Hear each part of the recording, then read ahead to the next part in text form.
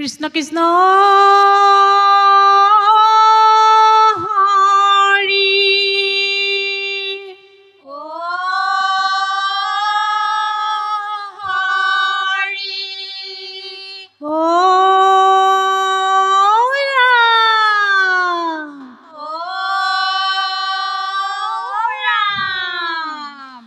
কৃষ্ণ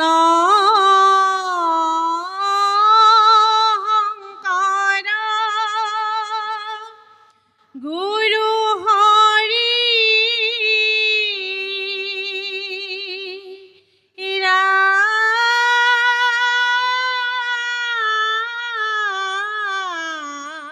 রাম হরি রাম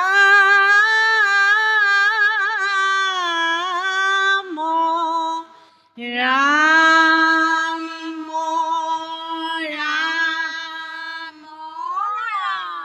কৃষ্ণ ধর্ম স্থাপন হেতু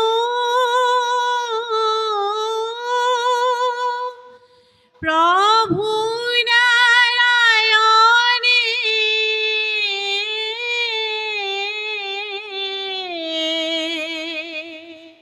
যুগে যুগে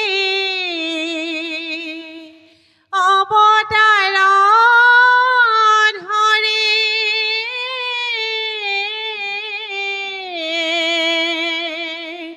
নরসিংহ রূপ ধৰি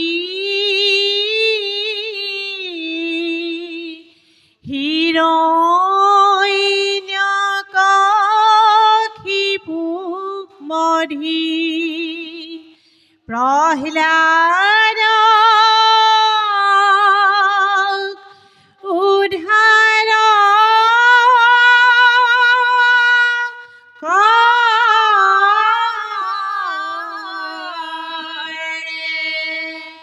কৃষ্ণ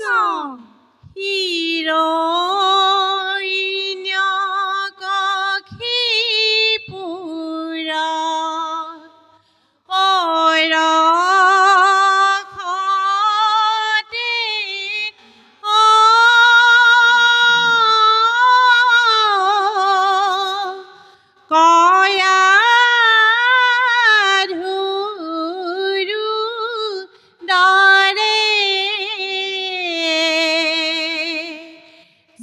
জন্ম লইলে পৰম ভক্ত প্ৰহ্লাদ কুমাৰে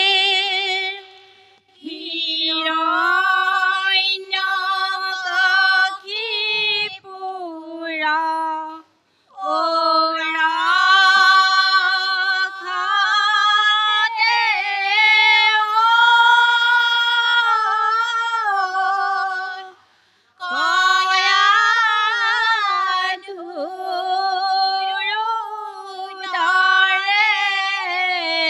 কৃষ্ণ জন্ম লইলে পৰম ভক্ত প্ৰহ্লাদ কুমাৰে ৰামি ৰামি খন্দা মোৰ কয় পঢ়া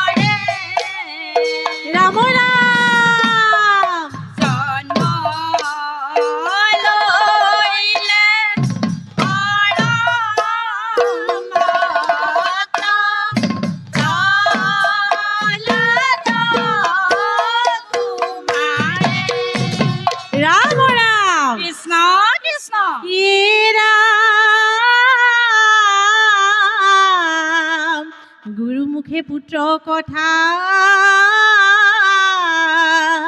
শুনি দৈত্যপতি ৰাম ৰাম প্ৰহ্লাদক মাৰিব সেইটো কৰিলে যুগুতি কৃষ্ণ কৃষ্ণ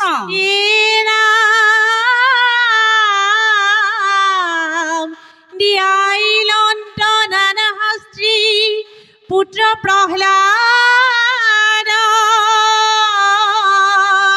প্ৰহ্লাদে চিন্তিলে মাত্ৰ প্ৰভু মা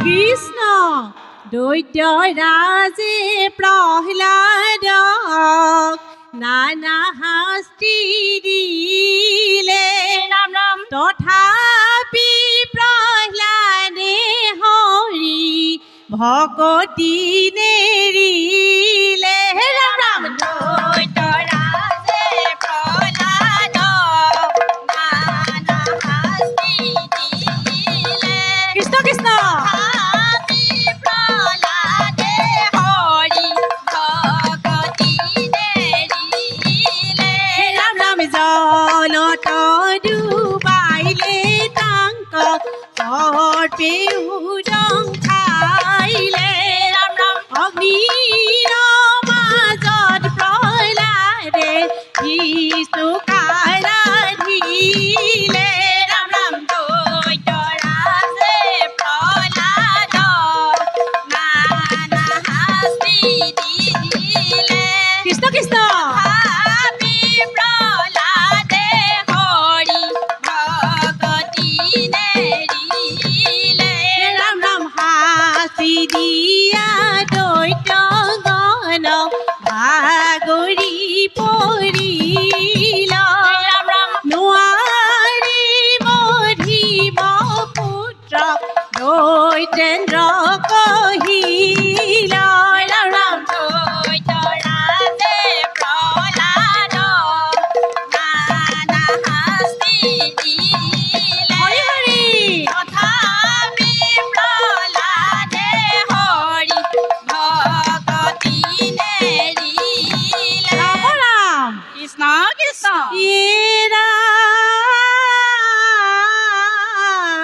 হিৰণ্যকশিপু বোলে প্ৰহ্লাদক চাই ৰাম ৰাম ক'ত আছে তোৰ হৰি দে দেখুৱাই কৃষ্ণ কৃষ্ণ ৰাম সবাতো আচন্ত পিতা জগত জগতৰ স্বামী স্ফটিক স্তম্ভে প্ৰভু দেখো আমি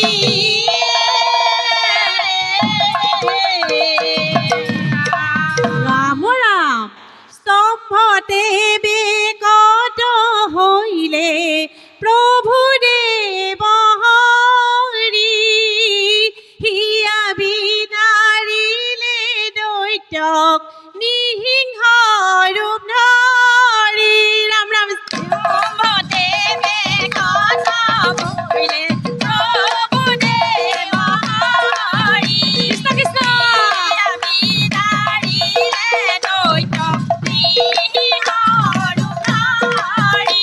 ৰাম ৰাম হৰিয় চৰণে পুত্ৰই কৰিলন্ত স্তুতি দুখ ক্ষমা কৰি দিও কামুকুতি ৰাম ৰাম স্তম্ভতে বেকত হইলে প্ৰভু দেৱ হৰি। কৃষ্ণ কৃষ্ণ হিয়া বিদাৰিলে দৈত্যক নিহিংস ৰূপ ধৰি।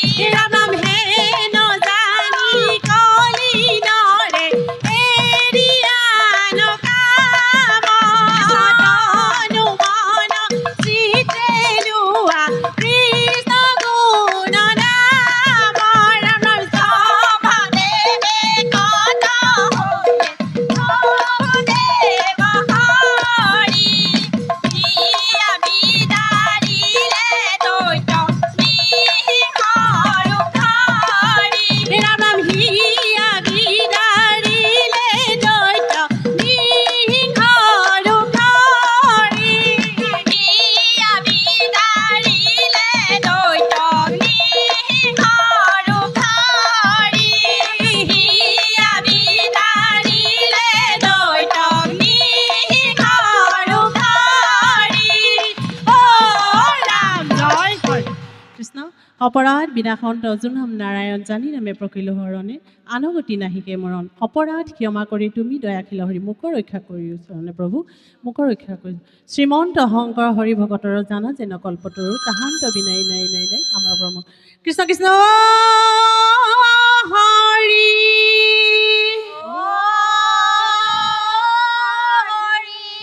ও ৰাম কৃষ্ণ উঠিব পাৰে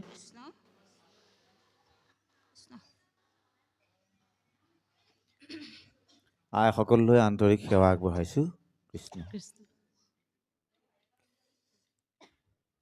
মই আগতো কৈ আছোঁ একেটা কথাকে পুনৰ ক'ম। উচ্চাৰণ কিন্তু একদম শুদ্ধকৈ যদি নকৰে অকণমান কিছু অসুবিধা হয়। বোধহয় আপোনালোকে শুনি আছেনে নাজানো। খন্দা মৰ্ক মূৰ্ধন্য স আপুনি খন্দা মৰ্ক কৈছে সেইবোৰ নক'ব। শুদ্ধকৈ অসুবিধা হয়, বহুতৰ অসুবিধা হয়। সচৰাচৰ প্ৰচলিত কিছু আখৰ আমি শুদ্ধকৈ এল পি স্কুলত যদি শুদ্ধকৈ শিকিব নোৱাৰিলোঁ তেতিয়া পাছত অকণমান শিকিবলৈ অসুবিধা হয়। গতিকে শুদ্ধকৈ ক'ব।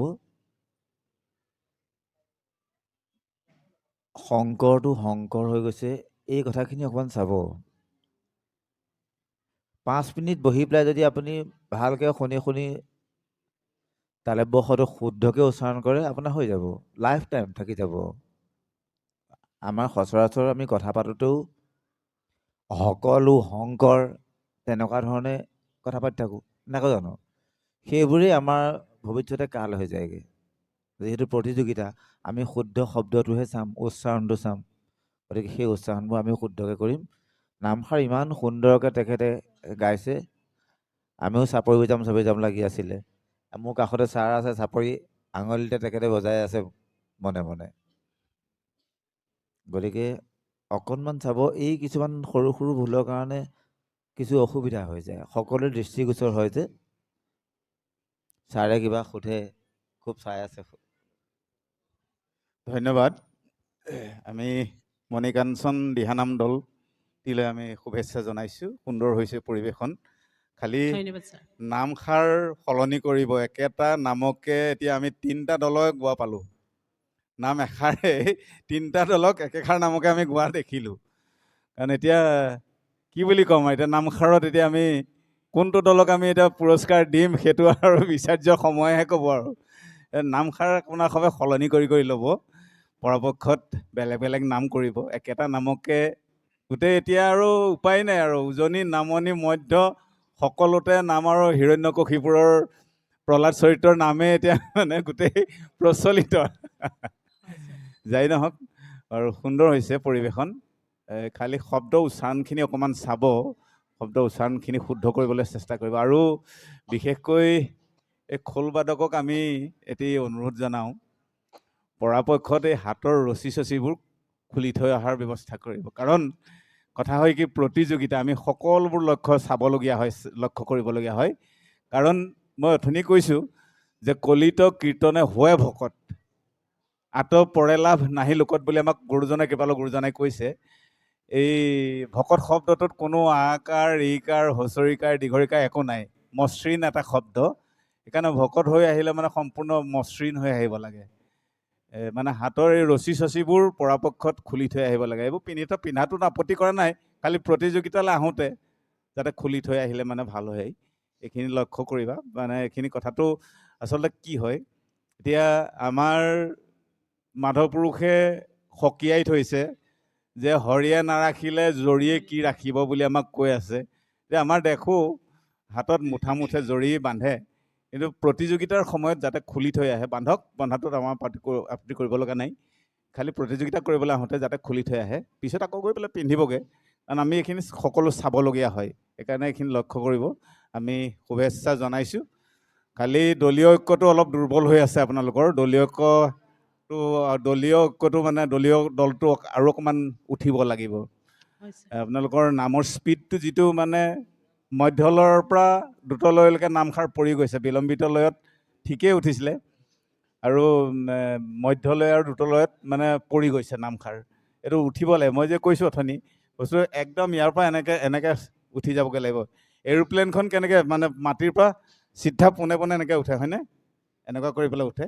আমাৰ দিহানামটো তেনেকৈ উঠিব লাগিব। ইয়াৰ জ্যোতিটো শ্ৰুতগতা জ্যোতি বুলি কয়। মানে নদীৰ পানী, ইয়াত জমা হৈ থকা পানীটো যদি আমি কাটি দিওঁ, ইয়াৰ পানীটো কিমান জোৰেৰে বৈ আহিব, তললৈকে এইফালে বৈ যাওঁতে কিমান জোৰে যাব, সেইটো বস্তুটোৰ লগত তুলনা কৰিছে, শ্ৰুতগতা জ্যোতি বুলি কৈছে। সেইকাৰণে এইটো অকণমান লক্ষ্য কৰিব আপোনাৰ সবে। নামষাৰ পিপিলিকা জ্যোতি হৈ আছে এতিয়া, গোপুচ্ছা, পিপিলিকা, এনেকুৱা জ্যোতিৰ কথাটো কৈছে। সমাজ্যোতি, গোপুচ্ছা জ্যোতি। গোপুচ্ছা মানে গৰুৰ নেগুৰৰ লগত তুলনা কৰা যিটো জ্যোতি। আৰু পিপিলিকা জ্যোতিটো হ'ল পৰুৱাৰ যিটো পৰুৱাৰ মানে আগফালে ডাঙৰ, মাজটো সৰু, আকৌ পিছফালে ডাঙৰ, পৰুৱাৰ যিটো জ্যোতি সেইটো মানে হেৰি। সমাজ্যোতিটো একে সমান হৈ চলাটো, সেইটো মানে হেৰি এই জ্যোতিৰ কথা কোৱা হৈছে। আমাৰ দিহানামটো সাধাৰণতে শ্ৰুতগতা জ্যোতিত পৰিছে। আৰু ই উপাংগ শৈলীৰ কীৰ্তন। 5 প্ৰকাৰ কীৰ্তনৰ ভিতৰত বীৰ, নিবিড়, উপাংগ, মানস আৰু বিৰল, এই 5 প্ৰকাৰ কীৰ্তন। 5 প্ৰকাৰ কীৰ্তনৰ ভিতৰত ইয়াত দিহানামটো হ'ল, দিহানাম টোকাৰীগীত এইবোৰ উপাংগ শৈলীৰ কীৰ্তন বুলি কৈছে। কাৰণ মানে ইয়াত বীৰ ৰস আৰু ভক্তি ৰস দুইটাৰে প্ৰাধান্য আছে। কাৰণ বীৰ ৰসতকৈ ভক্তি ৰসৰ প্ৰাধান্যটো বেছি। সেইকাৰণে ইয়াত বৰ বেছি চিঞৰ বাখৰো কৰিব নালাগে, বেছি হাঁহি ফূৰ্তিও কৰিব নালাগে। মানে মাৰ্জিতভাৱে ভগৱন্তক উপাসনা কৰাৰ পদ্ধতিটোত অন্ততঃ অকণমান মাৰ্জিত হ'লে মানে বেছি ভাল হ'ব দেই। ধন্যবাদ জনালোঁ। আপোনালোকৰ উজ্জ্বল ভৱিষ্যত কামনা কৰিছোঁ। ধন্যবাদ ছাৰ।